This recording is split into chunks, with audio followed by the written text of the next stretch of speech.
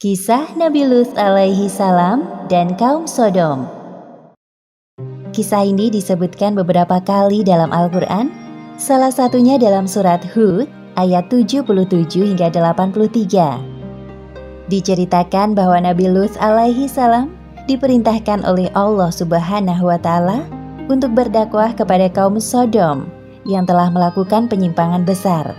Mereka memilih pasangan dari sesama jenisnya, bahkan dengan berani menantang Nabi Lut untuk menurunkan azab Allah Subhanahu wa Ta'ala. Nabi Lut alaihi salam tinggal di sebuah kota bernama Sodom yang terletak di negeri Al-Gaur, dekat dengan bukit Baitul Maqdis. Penduduk kota ini atau kaum Sodom banyak yang menyimpang dari ajaran Allah. Buktinya masih terjadi perampokan atau penyamunan. Selama tinggal di kota Sodom, Nabi Lut berdakwah kepada kaumnya dengan santun, namun sikap kaumnya justru berkebalikan.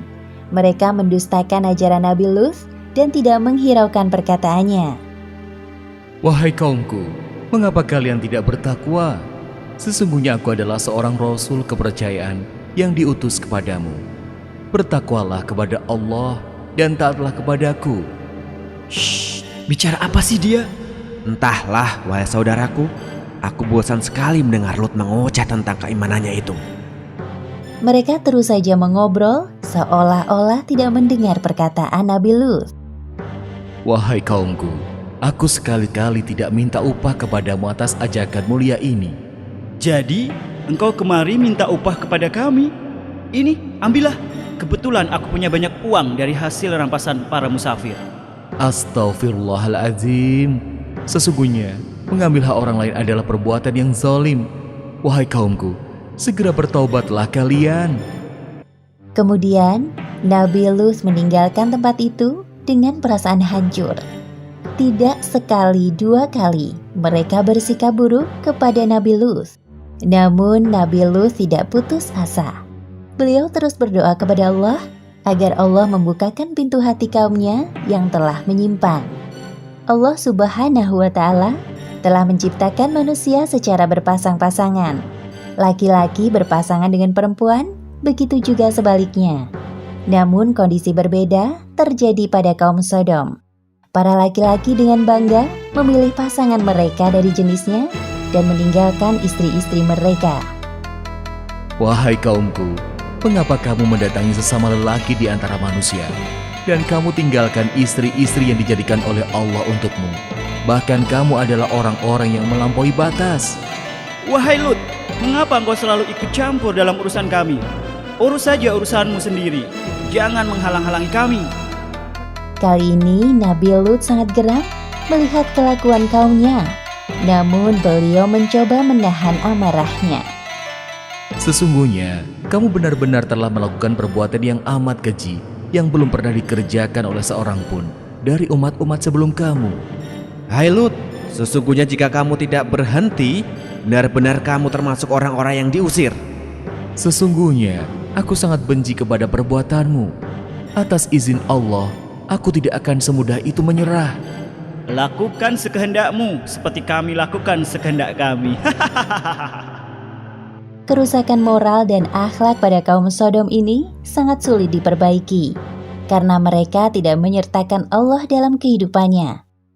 Maka dengan mudah hawa nafsu mereka dikuasai oleh syaitan. Ya Allah, mengapa kaumku dengan mudah melakukan itu? Di mana akal sehat mereka?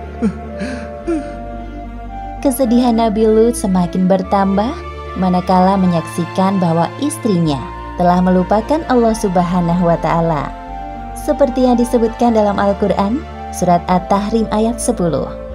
Allah membuat istri Nabi Nuh dan Nabi Lut perumpamaan bagi orang-orang kafir. Keduanya berada di bawah pengawasan dua orang hamba yang soleh di antara hamba-hamba kami. Lalu kedua istri itu berkhianat kepada suaminya. Hanya sedikit dari kaum Nabi Lut yang mau mengikuti ajarannya. Di sisi lain, penyimpangan seksual semakin terang-terangan dilakukan.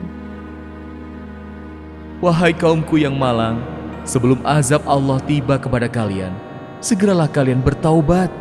Sesungguhnya Allah Subhanahu wa Ta'ala itu Maha Pengampun lagi Maha Omong kosong semua itu, wahai Lut. Datangkanlah kepada kami azab Allah jika kamu termasuk orang-orang yang benar. Nabi Lut tidak habis pikir dengan permintaan kaumnya. Kemudian dalam keputusasaannya, beliau memohon kepada Allah. Ya Tuhanku, tolonglah aku dengan menimpakan azab atas kaum yang berbuat kerusakan itu. Beberapa hari kemudian, datanglah 3 malaikat ke rumah Nabi Lut. Mereka menyamar sebagai manusia yang rupawan. Tidak ada yang mengetahui tamu Nabi Lut kecuali istrinya yang durhaka. Semoga kaumku tidak menyadari kedatangan mereka. Ya Allah, selamatkan tamu-tamuku ini. Namun istri Nabi Lut malah memberitahukan keberadaan tamu-tamu suaminya kepada kaum Sodom. Tak lama kemudian terdengar suara ketukan dari luar. Ya Allah, pasti itu mereka. Pada saat itu juga, para malaikat utusan Allah mengungkapkan jati diri dan tujuan mereka datang ke kota Sodom.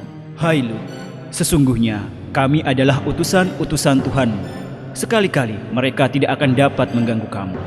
Sebab itu, pergilah dengan membawa keluarga dan pengikut-pengikut kamu yang tertinggal kecuali istrimu. Hah? Jadi kalian... Ketukan pintu rumah Nabi Lut semakin keras. Kemudian Nabi Lut bergegas mendatangi arah suara. Buka pintunya, wahai Lut. Kami tahu engkau ada di dalam. Ada apa ini? Mengapa kalian bersikap seperti ini? Wahai Lut, kami dengar dari istrimu bahwa hari ini engkau kedatangan tamu-tamu yang rupawan. Sesungguhnya, mereka adalah tamuku, maka janganlah kamu mempermalukanku. Jadi, engkau memang sengaja menyembunyikan mereka? Hah? Wahai kaumku, bertakwalah kepada Allah, dan janganlah kamu membuat aku terhina. Banyak bicara, minggir kau. Atas perbuatan kaum Sodom ini, para malaikat itu membuat buta mata mereka. Hah? Ada apa dengan mataku ini? Kenapa aku tidak bisa melihat? Oh, tidak. Ini apa yang terjadi? Sepeninggal kaumnya, para malaikat itu berpesan kepada Nabi Lut, seperti yang disebutkan dalam Al-Quran, surat Hud ayat 81. Sesungguhnya dia akan ditimpa azab yang menimpa mereka, karena sesungguhnya saat jatuhnya azab kepada mereka ialah waktu subuh. Bukankah subuh itu sudah dekat? Pada malam itu juga, Nabi Lut berserta anak-anak dan kaumnya yang beriman meninggalkan kota Sodom. Suara apa ini?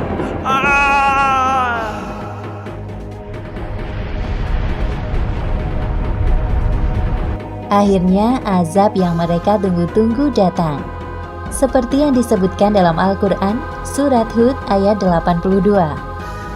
Maka tatkala datang azab kami jadikan negeri kaum Lut itu yang ada di atas ke bawah, kami balikan, dan kami hujani mereka dengan batu dari tanah yang terbakar dengan bertubi-tubi. Demikianlah akhir kisah Nabi Lut dan kaum Sodom. Beberapa hikmah yang dapat kita ambil dari kisah ini. Pertama, kegigihan Nabi Lut dalam berdakwah kepada kaum Sodom patut kita jadikan teladan. Kedua, tidak sepantasnya kita menantang Allah dengan menurunkan azab. Dan ketiga, hendaknya kita menjaga diri agar tidak terjerumus dalam penyimpangan seksual. Wallahu a'lam bishawab.